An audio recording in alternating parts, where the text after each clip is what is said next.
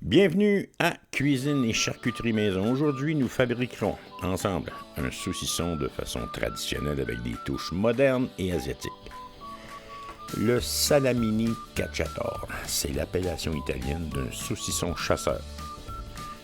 Ce que nous ferons est une des nombreuses méthodes de séchage de 30 jours et moins. On nomme cacciatore ou chasseur car ils sont petits, légers et pouvaient reposer dans une poche de manteau ou un sac pour les chasseurs, assurant à ces derniers un repas rapide ou une réserve déshydratée de protéines pour un repas genre ragoût. Que vous soyez chasseur, campeur, randonneur, pêcheur ou tout simplement amateur de plein air, les salamini sont une bonne collation. On les retrouve fumés ou demi-secs. Le porc est principalement utilisé, mais toute viande convient, voire la venaison. Ça se déguste aussi en apéro, comme nous le verrons à la fin. En plus de salamini cacciatore ou saucisson chasseur, on les retrouve sous plusieurs noms, comme pépérette, salami lanjagers, snack stick, en chinois lapchong ou en vietnamien, lapchuang. Notre recette de salamini cacciatore rustico. 700 g de viande maigre de porc ou autre, 300 g de grappe d'eau ou autre, 27 g de sel nature, 6 g de sucre ou de miel, 5 g de poivre, 7 g d'ail haché, 7 g de fenouil séché, de 50 à 100 ml ou grammes de vin. Les conservateurs, 3 g de sel nitrité 64 numéro 1, 1 g d'érythromate de sodium.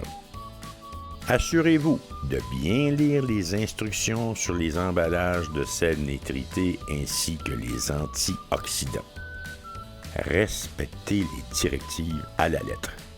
Le dosage de mes recettes est sous les règles canadiennes. Les dosages de sel nitrité peuvent varier. Je tiens à préciser que vos ingrédients doivent être pesés. C'est une règle de base en charcuterie. Toujours, vous aurez le même résultat. Dans une prochaine série vidéo, je vous expliquerai toutes ces techniques de standardisation de recettes. En charcuterie, il n'y a pas de place pour l'improvisation. La précision est capitale, surtout avec les conservateurs. Une balance de précision au milligramme s'impose. Vous pouvez en trouver sur le marché autour de 40 $. Avant chaque production au camp de travail, l'affûtage de vos couteaux simple. Précision dans votre découpe, moins de fatigue à l'effort et plus sécuritaire, prévenant le risque de glisse de la lame. Un bon test pour connaître la qualité de votre affûtage, la feuille de papier. Là où la feuille grippe, c'est à cet endroit que vous devrez corriger le taillant de votre lame. Malgré de nombreuses années de pratique, toujours je porte un gant de maille d'acier. Il n'y a pas juste en magie que la main est plus vite que l'œil. Dans le maniement de couteau aussi. Et plus souvent qu'autrement, ce sont des blessures graves. Aux alentours de 50 $, vous pouvez trouver des gants anti-coupure de Kevlar, excellents pour un usage domestique. Favorisez une viande fraîchement hachée et non prise dans un comptoir réfrigéré. À un vrai boucher de confiance, demandez-lui de vous préparer votre viande hachée avec vos spécifications. N'hésitez pas à lui dire à quel usage votre viande sera destinée. C'est un guide supplémentaire pour lui. Et qui sait, vous aurez peut-être droit à des conseils d'un professionnel. Ou à partir d'une épaule de porc. L'épaule de porc a naturellement le bon ratio de gras et de viande. Séparons les muscles en se débarrassant des vaisseaux sanguins, glandes, nerfs et tissus durs. Contournez l'os, ne grattez pas trop près tout en dégageant la chair afin de ne pas récupérer des fragments d'os ou de périos. Découpez vos morceaux à la bonne grosseur pour votre hachoir. Pour récupérer le gras, à plat sur la table, glissez la lame entre le gras et la couenne comme le font les amateurs de pêche ou les poissonniers. Vous avez manqué votre coup, pas de problème, faites-le à l'envers.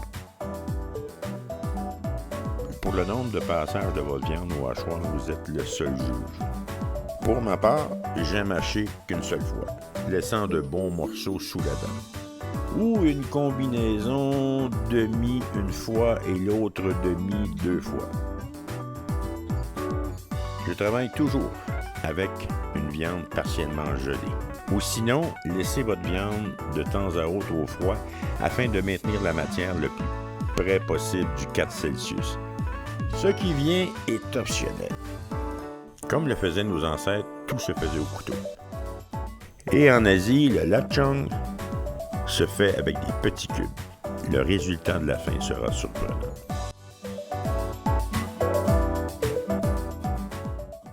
Je cisèle mon ail afin de garder le plus de jus qui ira dans ma préparation. L'ail frais a une qualité aseptisante.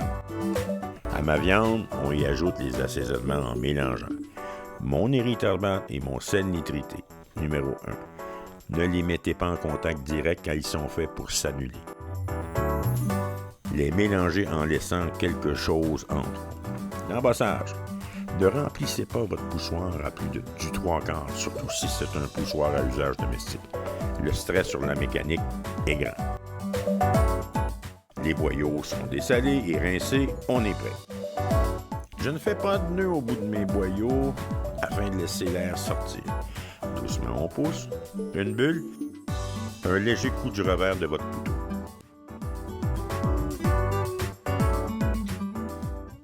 Afin de suspendre vos saucissons pour le séchage et fumage en fumoir vertical, faites une chaîne. Soit que l'on attache chaque saucisse avec un bout de ficelle, soit on y va à ficelle continue. Enroulez votre ficelle de boucher sur un petit bâton et faites-le tremper de manière à bien l'imbiber et presser à plusieurs reprises de la main. Laissez sécher. La ficelle, en séchant, se resserre autour du bâton et se maintient en place. Commencez avec un nœud en laissant un œil afin d'y introduire un premier crochet. Mesurez, pincez, ficelez et ainsi de suite.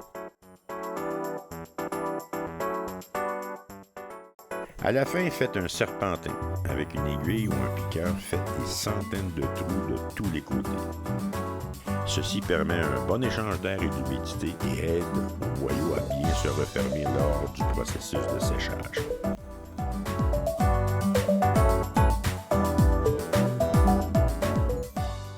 Couvrir d'un linge humide ou envelopper dans un sarran un 24 heures afin de déclencher une fermentation.